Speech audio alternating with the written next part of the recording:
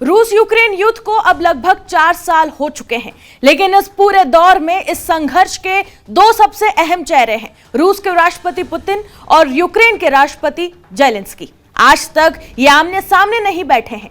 2022 में युद्ध शुरू होने के बाद से ही दोनों नेताओं की कोई भी प्रत्यक्ष मुलाकात नहीं हुई, लेकिन अब हालात बदलते हुए नजर आ रहे हैं। रूस ने जेलेंस्की को न्योता दिया है। क्रेमलिन का कहना है कि मॉस्को आइए और हम युद्ध पर बातचीत करेंगे। गौर करने वाली बात यह है कि पुतिन और जेलेंस्की की आखिरी आमने सामने की मुलाकात साल 2019 में पेरिस में हुई थी, यानी युद्ध शुरू होने से पहले। इसके बाद जितनी भी कोशिशें हुई, हर बैठक, हर पहल सभी नाकाम रही। तो सवाल अब यह है कि आखिरकार ऐसा क्या बदल गया कि पुतिन ने जेलेंस्की को मॉस्को बुलाया है, और क्या वाकई जेलेंस्की मॉस्को जाकर पुतिन से मिलेंगे? आइए सबसे पहले इस बारे में जो रिपोर्ट आई है उसे जान लेते हैं, फिर आपको आगे बताएंगे कि ट्रंप ने पुतिन से कीव पर हमला करने के लिए क्यों उन्हें रोका है। ट्रंप ने क्यों कहा कि पुतिन कीव पर आप 4 से 5 दिन तक बम ना गिराएं। दरअसल बता दें कि पुतिन जेलेंस्की की मुलाकात की खबरें जो हैं वो इस वक्त बीते 4 से 5 दिनों से कई गुना ज्यादा तेज हो गई है, और इस बार ये सवाल खुद क्रेमलिन से उठाया गया है। रूस के राष्ट्रपति के विदेश नीति सलाहकार ने यह बयान दिया है कि जेलेंस्की का मॉस्को में स्वागत किया जाएगा और उनकी सुरक्षा की पूरी गारंटी दी जाएगी। उन्होंने कहा कि हमारे राष्ट्रपति कई बार पत्रकारों से बातचीत में यह कह चुके हैं कि अगर जेलेंस्की इस तरह की बैठक के लिए तैयार हैं तो वो मॉस्को आ सकते हैं। उनकी व्यक्तिगत सुरक्षा और सभी आवश्यक कार्य परिस्थितियों की गारंटी दी जाएगी। सुनने में यह आसान है, लेकिन हकीकत कहीं ज्यादा जटिल। ऊपरी तौर पर यह प्रस्ताव सीधा लगता है, लेकिन असलियत में मामला इतना सरल नहीं है। पुतिन और जेलेंस्की आखिरी बार 2019 में पेरिस में आमने सामने मिले थे। उसके बाद 2022 में युद्ध शुरू हुआ और सब कुछ बदल गया। इसके बाद क्या हुआ? प्रस्ताव आए, जवाबी प्रस्ताव रखे गए, निमंत्रण दिए गए और फिर उन्हें ठुकरा दिया गया। पिछले साल क्या हुआ था उस पर भी एक नजर डाल लेते हैं। दरअसल आपको बता दें कि पिछले साल जेलेंस्की ने सुझाव दिया था कि इस्तांबुल में एक त्रिपक्षीय बैठक हो, जिसमें अमेरिकी राष्ट्रपति ट्रंप भी शामिल हो, ताकि शांति वार्ता को आगे बढ़ाया जा सके।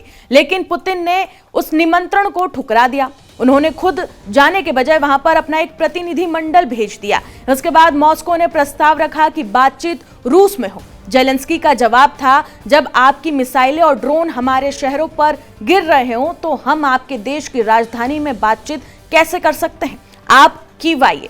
लेकिन इसके बाद भी दोनों पक्ष अपनी जगह पर पूरी तरह से अड़े रहे।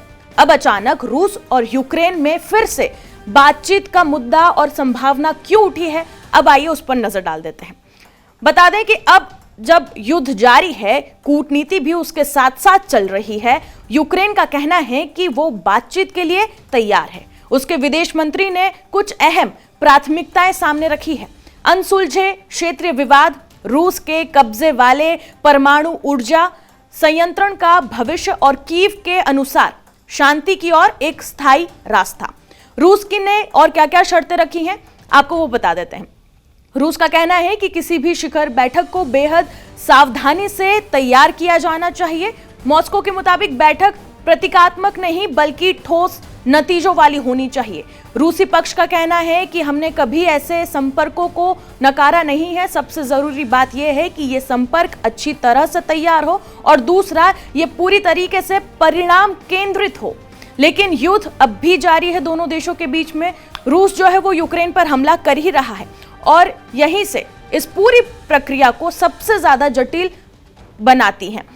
जब बातचीत की बात हो रही है उसी समय हमले भी जारी है।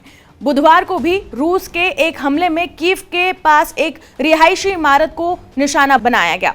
एक दिन पहले पूर्वोत्तर यूक्रेन में एक यात्री ट्रेन पर ड्रोन हमला हुआ। फिर भी बातचीत रुकी नहीं है। इन सब के बीच शांति वार्ताएं चलती रही। पिछले हफ्ते यूक्रेन और रूस के प्रतिनिधिमंडल अब आबू धाबी में मिले। ये बैठक अमेरिका की अगुवाई वाली शांति पहल का एक हिस्सा भी थी।